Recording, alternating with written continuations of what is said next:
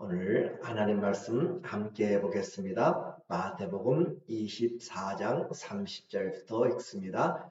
그날 환난 후에 즉시 해가 어두워지며 달이 빛을 내지 아니하며 별들이 하늘에서 떨어지며 하늘의 권능들이 흔들리리라. 그때 인자의 징조가 하늘에서 보이겠고 그때 땅의 모든 족속들이 통곡하며 그들이 인자가 구름을 타고 능력과 큰 영광으로 오는 것을 보리라. 그가 큰 나팔 소리와 함께 천사들을 보내리니 그들이 그의 택하신 자들을 하늘 이 끝에서 저 끝까지 사방에서 모으리라. 아멘. 오늘은 하나님 나라 42번째로 종말의 신앙 두 번째 말씀을 같이 나눕니다. 마태복음 24장과 25장은 종말에 대해서 예수님이 마지막 강화를 하고 계세요. 우리는 종말을 이야기할 때 어느 한 부분만 보면 안 돼요. 다니엘서나 에스겔서나 또 마태복음이나 요한계시록이나 여러 곳들을 함께 동시에 보아야 우리가 흔들리지 않고 또 고린도전서 15장이나 또 데살로니가전서 4장을 통하여서 함께 우리가 말씀을 보아야 되는 것이죠. 그렇게 해서 주님 앞에 말씀을 올바로 분별해야 흔들리지 않아요. 그래서 종말의 징조는 여러 가지가 있습니다. 그리고 가장 중요한 것은 그 말씀 안에 뿌리를 분명히 내려야 흔들리지 않는다라고 하는 것이고, 기준은 다른 어떤 환상과 계시나 영이나 편지가 아니라 하나님의 기록된 말씀입니다. 그 말씀을 붙잡고 그 말씀이 분명해져야 우리가 다른 것들을 분별해낼 수 있어요. 어떤 영이든지 어떤 계시든지 어떤 환상이든지 말씀 안에서 분별이 되는 거예요. 그래서 종말의 신앙에서 조심할 것이 바로 이 말씀을 혼동케 하는 것들이죠. 그러므로 우리에게 미혹해 하는 것들을 우리가 조심해야 된다라고 이야기를 했어요. 24장 4절에 우리 마태복음 전체를 향하여서 계속 반복하고 있는 미혹되지 말라 4절, 예수께서 대답하여 이르시되 너희가 사람의 미혹을 받지 않도록 주의하라, 아주 조심하라 라고 하는 거예요. 왜냐하면 사람들 우리를 미혹하려 하기 때문에 그래요. 11절에 거짓 선지자가 많이 일어나 많은 사람을 미혹하겠으며 많은 자들을 미혹하고 많은 거짓 선지자들, 많은 거짓 교사들이 나타나고 목회자들이, 선교사들이, 선지자들이 나타날 것이다 라고 말씀하였고, 24절에도 거짓 그리스도들과 거짓 선지자들이 일어나 큰 표적과 기사를 보여 할 수 있는 대로 할 수만 있으면 택하신 자들도 미혹하리라 라고 이야기합니다.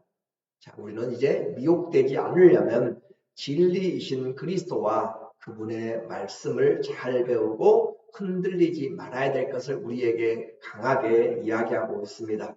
가장 위험한 것이 그래서 말씀의 변질을 왜곡이라고 말씀을 드렸어요. 그리고 이 말씀을 알지 못하는 기근도 마찬가지로 우리에게 아주 위험합니다. 기근이라고 하는 것은 말씀을 알지 못하는 것은 없는 것을 이야기하죠. 그리스도의 말씀이 풍성히 우리 안에 거하게 하라라고 하는 것은 그냥 하는 말이 아니고 우리에게 양식이 되고 우리를 세워주는 길과 빛이 되기 때문에 그래요. 요셉이 꿈을 꾸고 바로가 꿈을 꾸고 요셉이 해석하면서 7년의 풍년은 그냥 주어진 것이 아니라 7년 그 다음에 닥쳐질 흉년을 기근을 준비하게 하기 위한 것인 것처럼 오늘 우리가 말씀을 읽을 수 있는 이런 기회는 하나님의 그 영적인 흉년을 우리가 잘 예비하도록, 기근을 잘 예비하도록 하는 것이에요. 그래서 준비되고 저축이 되어야 우리 영혼에 새겨져야, 그래야 가뭄의 때 하나님의 말씀을 기억하고 우리가 그것으로 승리할 수가 있습니다. 인자가 오시기 전에, 예수님이 오시기 전에 환란이 있어요. 21절에 보니까 이는 그때에 큰 환란이 있겠습니다. 창세로부터 지금까지 이런 환란이 없었고 후에도 없으리라. 성경은 중첩적으로 이루어져요. 한 번에 딱 완성되는 것이 아니라 계속 반복적으로 우리가 멀리서 산을 보게 되면 산이 같이 보이는 것 같아요.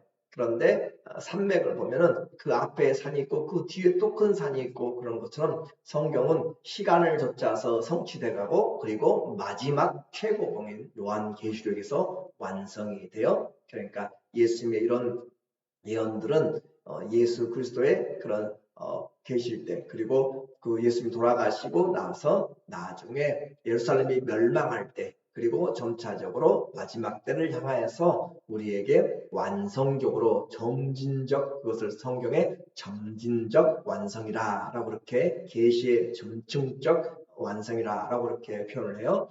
이처럼 이 창세로부터 가장 큰 환란이 닥쳐올 것이다.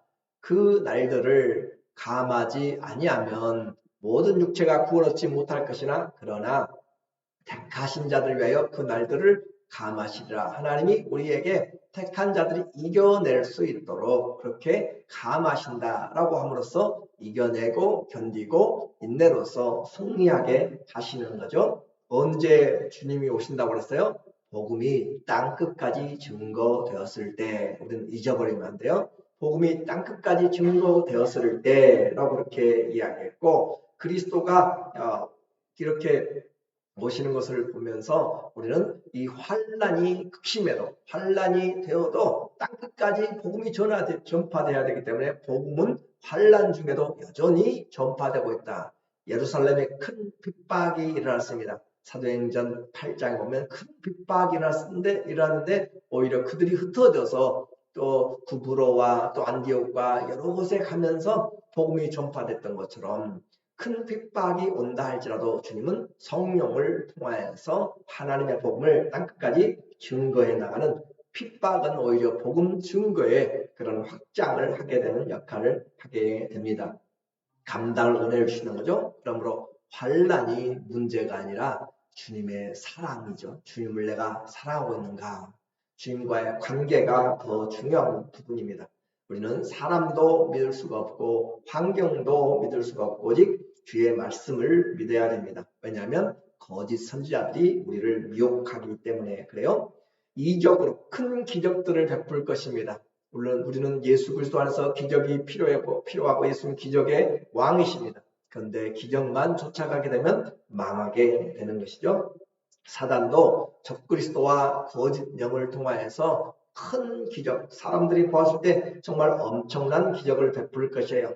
그리고 그 기적을 보면서 그가 하나님이다 라고 다 엎드려 경배할 정도로 그런 기적을 행합니다. 요한계시록 13장 13절에 이 바다에서 올라온 또 땅에서 올라온 짐승들이 이 기적을 행하게 돼요. 큰 기적을 행하되 심지어 사람들 앞에서 불이 하늘로부터 땅에 내려오게 하고 과거로부터 불이 하늘로부터 땅에 내려온 것은 하나님이 기도 응답할 때 엘리야의 기도에 응답할 때 불이 하늘에서부터 땅에 내려온 것처럼 그렇게 하는 하나님이 만화의 그 재단도 하나님께서 불이 하늘에서 온 것처럼 이렇게 주님이 하늘로부터 불을 내린다라고 하는 것은 기도의 응답이라는 것을 우리는 알고 있어요. 그런 것처럼 이 사단도 짐승에게 능력을 줘서 받은 바 이적을 행함으로 하늘에서부터 땅에 불이 내려옴으로써 적그리스도도 이렇게 흉내를 낸다는 것이에요. 짐승 앞에서 받은 바 이적을 행함으로 땅에 거하는 자들을 미혹하며 요한도 마지막 요한계시록에서 미혹에 대해서 이야기를 하고 있어요. 정말로 흔들리지 않으려면 말씀을 알고 있어야 된다는 것이죠. 땅에 거하는 자들에게 이르기를 칼에 상하였다가 살아난 짐승을 위하여 우상을 만들라 하더라 라고 하면서 우상을 만들고 이제 경배하도록 하는 그런 일들을 하게 됩니다. 그래서 기적을 보고 따라가면 망하게 되는 것이에요. 보이는 이제 교회들은 다 무너지게 될 수도 있습니다. 왜냐하면 그렇게 핍박을 하게 된다고 그랬죠. 그리고 거짓 영을 통해서 이렇게 하게 됨으로써 성도들이 숨게 되는 것이죠. 보이는 것은 우상에 가증한 것들이 아주 강력한 진을 치고 스스로 재림의 주, 자기들이 그리스도라 하는 자들이 나타나게 되는데, 그러나 우리는 그런 것에 속지 말라고 그랬고, 첫 번째는 말씀이 증거된다. 그리고 또 하나는 적그리스도가 나타난다라고 이야기를 했어요. 그래서 적그리스도가 나타나서 우리에게 누가 적그리스도인지 그가 분명히 자기가 적그리스도라고 공개적으로 그렇게 알게 되는 것이에요. 그러니까 여러분이 누가 적그리스도인지 정확하게 알게 될 때까지는 혼돈하거나 흔들리거나 속지 말아야 되는 것이에요. 아직 때가 되지 않았다. 왜 주님이 이렇게 자꾸 이야기하세요? 미혹되지 말라고 우리에게 미리 말씀하고 계세요. 25절 보라, 내가 너희에게 미리 말하였노라. 주님이 떠나가시니까 우리에게 미리 말씀하고 미리 기록이 되었어요. 우리에게 미리 알게 하시는 것이에요. 베드로도 또한 이야기합니다. 베드로후서 3장 17절에 그러므로 사랑하는 자들아 너희가 이것을 미리 알았은즉, 베드로후서 3장 13장은 우리에게 종말의 때에 대해서 이야기하잖아요. 주님께 하루는 천년 같고 천년이 하루 같은 것을 너희가 알지 못하느냐라고 이야기하면서 그날에 대해서 이야기해요. 그러면서 무법한 자들의 미혹에 끌려, 베드로도 또한 미혹에 대해서 이야기하네요. 그래서 성경을 잘 보면서 미혹되는 역사가 많다라고 하는 것이고 미혹시키는 자들이 많다라고 하는 것을 기억을 해야 되겠죠. 그래서 무법한 자들이 불법자들이죠. 미혹에 이끌려, 그들의 미혹에 이끌려 너희가 굳센 데서 떨어질까 삼가라, 정말로 울타리를 치고 조심해라 라고 하는 그런 말이죠. 이렇게 해서 우리는 하나님의 말씀을 잘 보면서 기록된 말씀에서 주님의 임하심, 사단의 역사들을 절대 벗어나지 못합니다. 주 선지자들에게, 사도들에게 기록된 말씀에서 하지 않고는 하나님은 행하지 않는다. 기억할 것은 주님은 반드시 재림하세요. 그래서 오시는데 어디 있다, 집에 있다, 골방에 있다, 산에 있다, 사막에 있다 라고 하지 않는다라고 했어요. 주님이 모두가 동에서 서로 번개가 번쩍인 것처럼 하늘에 올라가심을 본 그대로 내려오리라. 자, 우리에게 확실한 것이 있네요. 뭐가 있어요? 적그리스도가 누군지 안다고 그랬어요. 지금은 모르죠. 그죠? 지금 모르는데 때가 되면 그가 적그리스도라고 아예 공개적으로 나타나요. 지금 여기저기 한국말도 50여 명 있다고 하는데 그런 사람들 말고 모두가 다 적그리스도라고 하는 그런 그 일들을 하게 돼요. 하나님의 성전에서 자기가 높여서 내가 바로 그 신이다라고 하는 그 놈이 나타나게 되는 것이죠. 그렇게 해서 데살로니가 후서 2장 마태복음 24장 25절에 번개가 동편에서 나서 서편까지 번쩍임같이 인자의 임함도 그러하리라. 주님도 분명하게 다 알게 공개적으로 오신단 말이에요. 그리고 죽어 믿는 곳에는 독수리들이 모일 것이라 라고 그렇게 표현함으로써 분명히 주님이 오실 것을 우리에게 그들의 유대인의 속담처럼 속담을 주님이 비유를 통하여서 인용하면서 우리에게 말씀해 주고 있죠. 그래서 독수리들이 모이게 된다. 자, 이렇게 해서 주님이 오시는 그 일들을 우리는 말씀하고 있는데 모두가 적그리스도가 안다고 데살로니가후서 2장 3절에 보면 누가 어떻게 해도 너희가 미혹되지 말라. 우리가 반복적으로 기억하라고 했어요. 누가 영어로나 편지로나 계시로나 환상으로나 그 무슨 일을 하더라도 속지 말라, 미혹되지 말라라고 바울도 이야기하고 있어요. 요한, 베드로, 바울 전부 다 미혹되는 것에 대해서 우리에게 이야기해요. 먼저 배교하는 일이 있고 저 불법의 사람 곧 멸망의 아들이 나타나기 전에는 그날이 이르지 아니하리니 라고 아예 모수를 받고 있어요. 그러니까 적그리스도가 나타났는데 어떤 사람인가 4절에 설명하고 있죠. 그는 대적하는 자라. 하나님을 대적하는 자예요. 신이라고 불리는 모든 것과 이 세상의 신들이 얼마나 많아요. 그런데 그 신들 위에 뛰어난 것이죠. 모든 것과 숭배함을 받는 것에 대항하여 그 위에 자기를 높이고, 그러니까 모든 이 땅에 있는 신들보다 자기가 최고다라고 그렇게 나타나는 그 놈이 안티크라이스트라고 하는 거죠. 적그리스도라고.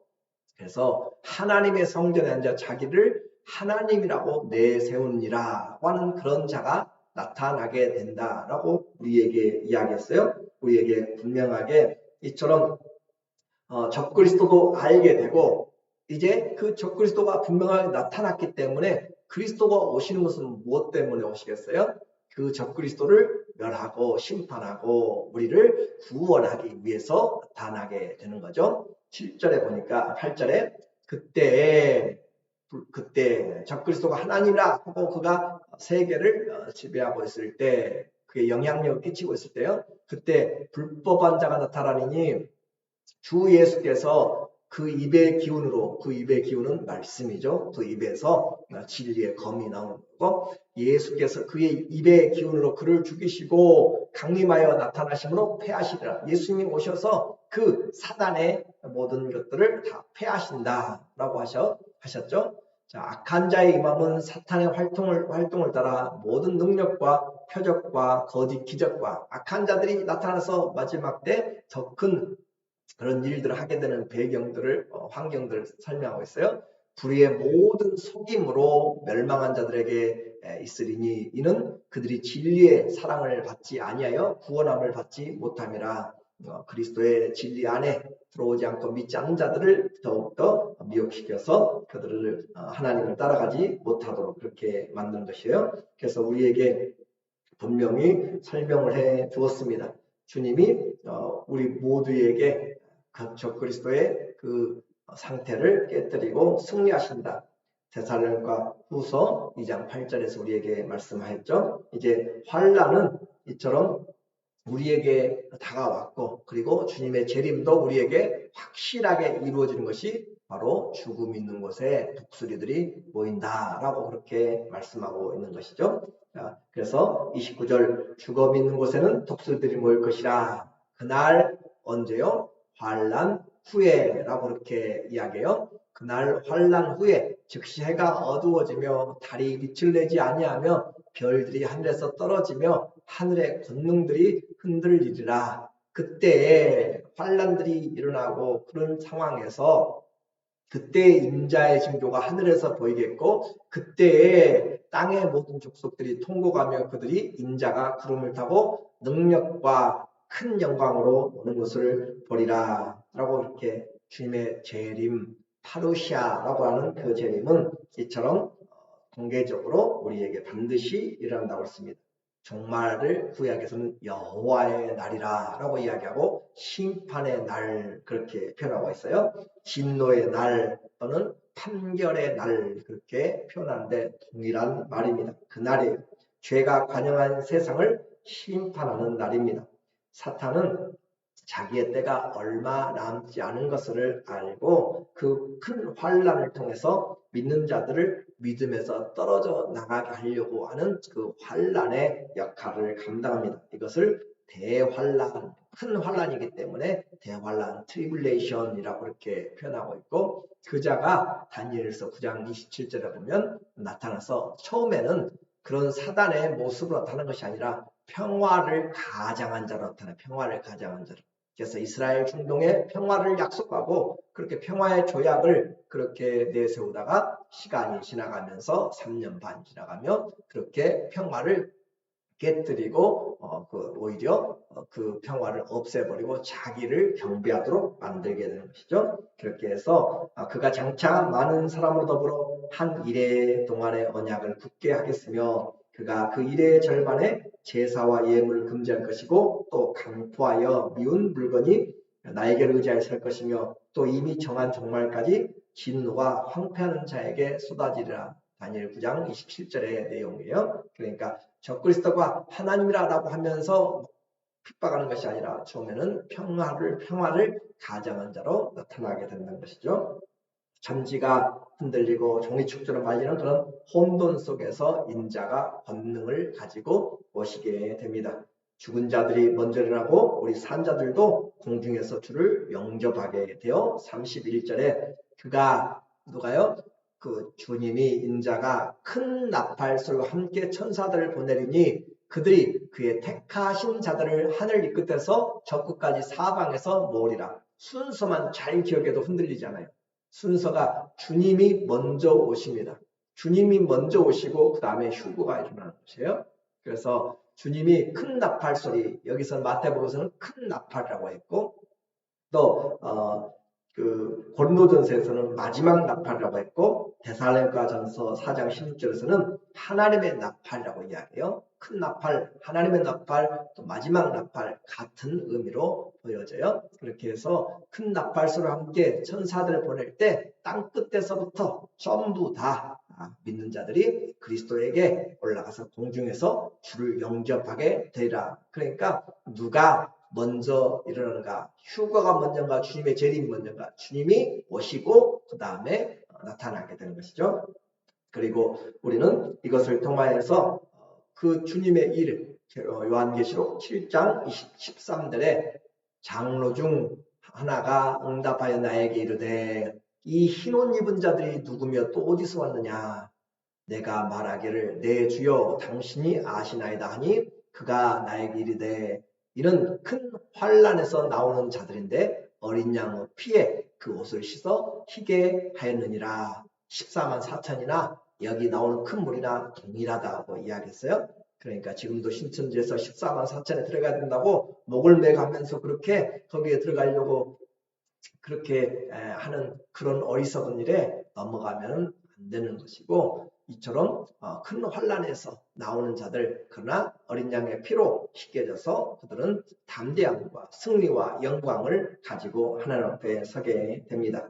택한 자들은 하나도 빠지지 않고 다 구원하는 것이 하나님 아버지의 뜻이다. 요한복음 6장 30절에 우리에게 말씀하고 있어요. 그래서 주님의 이 일, 그러니까 역사의 끝은 누구를 맞이하게 돼 있어요?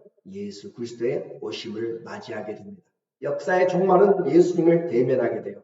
그리고 그 주님은 영광의 왕으로 우리에게 오시게 되고 승리의 귀환이 됩니다. 그리고 심판과 회복의 귀환이에요.